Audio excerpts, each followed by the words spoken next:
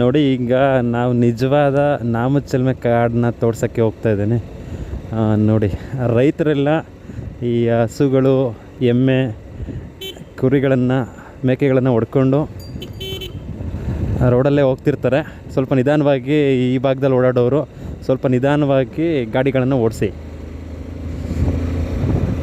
ನಾವು ನಾಮಚಲಮೆ ಅಥವಾ ದೇವರಂದ್ರಕ್ಕೆ ಎಂಟರ್ ಆಗೋಕ್ಕೆ ಮುಂಚೆ ಇಲ್ಲೊಂದು ಟೀ ಅಂಗಡಿ ಇಲ್ಲಿಂದೇ ಹೋಯ್ತು ನೋಡಿದ್ರಲ್ಲ. ಈ ಟೀ ಅಂಗಡಿ ನಮಗೆ ಪ್ರಮುಖವಾಗಿ ಈ ಚಳಿಗಾಲದಲ್ಲಿ ಅಥವಾ ಯಾವುದೇ ಟೈಮಲ್ಲಿ ಬಂದರೂ ಕೂಡ ಟೀ ಅಂಗಡಿ ಓಪನ್ ಆಗಿರುತ್ತೆ.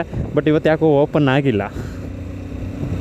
ನೋಡಿ, ನಾವು ನಿಜವಾದ ನಾಮದ ಚಲಮೆ ಅಥವಾ ದೇವರಾಯನದುರ್ಗಕ್ಕೆ ಈಗ ಎಂಟರ್ ಆಗ್ತಾ ಇದ್ದೀವಿ. ಯಾವುದೇ ಪಶ್ಚಿಮ ಘಟ್ಟಗಳಿಗಿಂತ ಕಡಿಮೆ ಏನಿಲ್ಲ ನಮ್ಮ ಈ ದೇವರಾಯನದುರ್ಗ ಮತ್ತು ಈ ನಾಮಚಲಮೆಯ ಭಾಗದ ಅರಣ್ಯ. ಯಾಕಂದರೆ ಅಷ್ಟು ಕಂಪ್ಲೀಟ್ ಹಸಿರು. ಬಹುಶಃ ನಾವು ಈ ಥರ ಹಸಿರನ್ನು ಅಥವಾ ಈ ಥರ ವೆದರನ್ನು ನೋಡೋದಕ್ಕೆ ಈ ಕೊಡಗು, ಮಡಿಕೇರಿ ಅಥವಾ ಪಶ್ಚಿಮ ಘಟ್ಟಗಳು, ಶಿವಮೊಗ್ಗ, ಚಿಕ್ಕಮಂಗ್ಳೂರು ಕಡೆ ಹೋಗಬೇಕಾಗತ್ತೆ. ಆದರೆ ಈ ಮಳೆಗಾಲ ಏನು ಶುರುವಾಯಿತು ಅನ್ನೋ ಟೈಮಲ್ಲಿ ನಮ್ಮ ನಾಮದ ಚಲಮೆ ಮತ್ತು ದೇವರಾಯನದುರ್ಗವನ್ನು ನೋಡೋದಕ್ಕೆ ಯಾವುದೇ ಮಡಿಕೇರಿಗಿನ್ನ ಕಡಿಮೆ ಇಲ್ಲ, ಯಾವುದೇ ಚಿಕ್ಕಮಂಗ್ಳೂರು, ಶಿವಮೊಗ್ಗಕ್ಕಿಂತ ಏನು ಕಡಿಮೆ ಇಲ್ಲ. ಅಷ್ಟು ಹಚ್ಚ ಹಸಿರಿನಿಂದ ಕೂಡಿರುತ್ತೆ. ನಮಗೇನೊಂದು ಪುಣ್ಯ ಅಂತೇಳಿದ್ರೆ, ಪ್ರತಿನಿತ್ಯ ಈ ಭಾಗದಲ್ಲಿ ನಾವು ಪ್ರತಿನಿತ್ಯ ತುಮಕೂರಿಗೆ ಹೋಗಬೇಕು ಅಂದರೆ ನಾನು ಪರ್ಟಿಕ್ಯುಲರಾಗಿ ಇದೇ ರಸ್ತೆಯಲ್ಲಿ ಓಡಾಡಬೇಕು. ಅದು ನನಗೆ ತುಂಬ ಖುಷಿ ಇದೆ. ಪ್ರತಿದಿನ ಈ ಪರಿಸರದೊಡನೆ ಹೋಗೋದಿದೆಯಲ್ಲ, ಅದು ತುಂಬ ಒಂಥರ ಖುಷಿಯಾದ ವಿಚಾರ.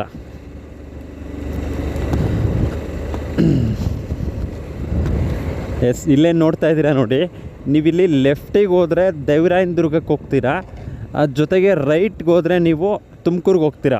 ಈ ಭಾಗ ಏನಿದೆ ಲೆಫ್ಟಿಗೆ ಹೋದರೆ ನೀವು ದೇವರಾಯನದುರ್ಗಕ್ಕೆ ಹೋಗ್ತೀರಾ.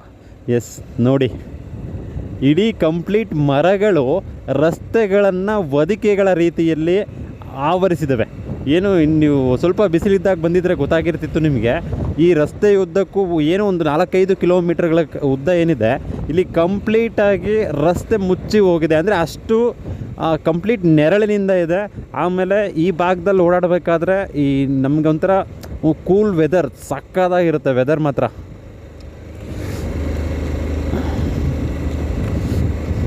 ನಮಗಂತೂ ತುಂಬ ಹತ್ತಿರ ಇದೆ ನಮ್ಮೂರಿಗೆ ಈ ನಾಮದ ಚಲಮೆ.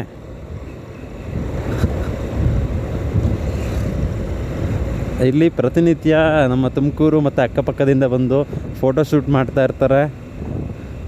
ಇಲ್ಲಿ ಏನು ನನಗೊಂದು ದುರಂತ ಏನು ಅನಿಸಿದ್ದು ಅಂತ ಹೇಳಿದ್ರೆ, ಈ ಭಾಗದಲ್ಲಿ ಓಡಾಡೋರು ಹೆಲ್ಮೆಟನ್ನು ಕಡಿಮೆ ಹಾಕ್ತಾರೆ ಅಂತ ನನಗನ್ಸುತ್ತೆ. ಅಂದರೆ ಬೇರೆ ಭಾಗದಿಂದ ಬಂದವರು ಹೆಲ್ಮೆಟನ್ನು ಧರಿಸಿ ಓಡಾಡ್ತಾರೆ. ಈ ಭಾಗದಲ್ಲಿ ಓಡಾಡೋರು ಸ್ವಲ್ಪ ಹೆಲ್ಮೆಟನ್ನು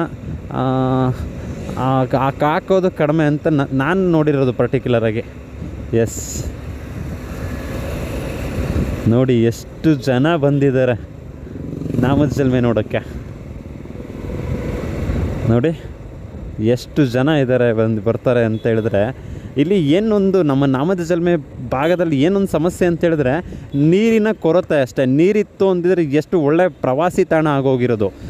ಇದೇ ನಾಮದ ಚಲಮೆಯನ್ನು ನೀವು ಬೇಸಿಗೆ ಕಾಲದಲ್ಲಿ ಅಥವಾ ಬೇರೆ ಟೈಮಲ್ಲಿ ಬಂದು ನೋಡಿದ್ರೆ ನಿಮಗೆ ಇಷ್ಟು ಹಸಿರು ಕಾಣೋದಿಲ್ಲ.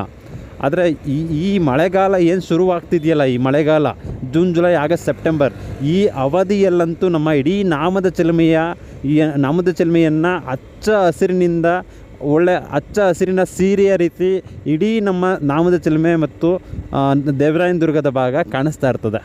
ನೋಡಿ ಎಷ್ಟು ಮರಗಳು, ಅಬ್ಬಬ್ಬಬ್ಬ. ಏನಂದರೆ ಇತ್ತೀಚೆಗೆ ಸ್ವಲ್ಪ ಪ್ರೊಟೆಕ್ಷನ್ ಜಾಸ್ತಿ ಆಗಿದೆ.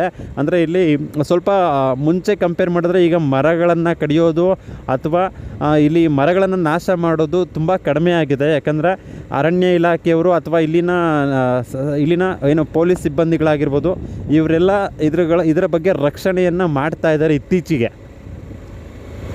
ಮೊದಲು ಮರಗಳನ್ನು ಅಥವಾ ಗಿಡ ಸಸ್ಯಗಳನ್ನು ನಾಶ ಮಾಡ್ತಿದ್ರು. ಬಟ್ ಇವಾಗ ಅಷ್ಟು ಒಂದು 90% ಕಡಿಮೆ ಆಗಿದೆ. ಆದರೂ ಕೂಡ ಈ ಅರಣ್ಯಗಳಿಗೆ ಅನೈತಿಕವಾಗಿ ನುಗ್ಗುವವರ ಸಂಖ್ಯೆ ಇನ್ನೂ ಇದೆ. ಜೊತೆಗೆ ಇಲ್ಲೆಲ್ಲ ತುಂಬ ಪ್ಲಾಸ್ಟಿಕ್ ಮಯ ಆಗಿತ್ತು. ಇತ್ತೀಚೆಗೆ ಯಾವುದೋ ಒಂದು ನಾನು ಇನ್ಸ್ಟಾಗ್ರಾಮಲ್ಲಿ ನೋಡಿದೆ, ಯಾವುದೋ ಒಂದು ಸಂಘಟನೆಯವರು ಇಲ್ಲಿಯ ಕಂಪ್ಲೀಟ್ ಪ್ಲಾಸ್ಟಿಕ್ಕನ್ನು ಆಯ್ದು ಹಾಕಿದ್ರು. ಬಟ್ ಇಲ್ಲಿ ಏನಾಗಿದೆ ಅಂದರೆ, ಪ್ರವಾಸಿಗರು ಬರ್ತಾರೆ, ಅದರ ಜೊತೆಗೆ ಇಲ್ಲಿ ವಾಟ್ರ್ ಬಾಟ್ಲ್ಗಳನ್ನು ಪ್ಲಾಸ್ಟಿಕ್ಗಳನ್ನು ಇಲ್ಲೇ ಎಸೆದು ಹೋಗ್ತಾರೆ. ನೋಡಿ, ಇಷ್ಟು ಸುಂದರವಾದ ಪ್ರಕೃತಿಯ ನಡುವೆ ನಾವು ಹೋಗ್ತೀವಲ್ಲ ಪ್ರತಿನಿತ್ಯ, ನಮಗೆ ನಾವೇ ಪುಣ್ಯವಂತರಲ್ವೇ. ವಾವ್, ನೋಡಿ ಹೆಂಗಿದೆ ಮರಗಳು. ಏನು ಈ ಬೇಸಿಗೆ ಮುಗಿದು ಮಳೆಗಾಲ ಸ್ಟಾರ್ಟ್ ಆಗುತ್ತಲ್ಲ, ಆ ಟೈಮಲ್ಲಿ ಬರಬೇಕು. ನಿಮಗೆ ಎಲ್ಲ ಗಿಡ ಮರಗಳು ಹೂವನ್ನು ಬಿಟ್ಟಿರ್ತವೆ, ಆವಾಗಂತೂ ತುಂಬ ಅದ್ಭುತವಾಗಿರುತ್ತೆ ನೋಡೋಕ್ಕೆ.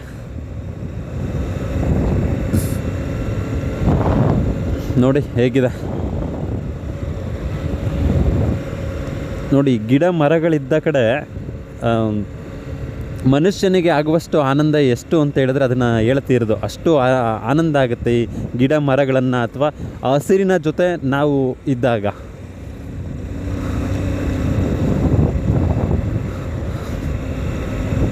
ನೋಡಿ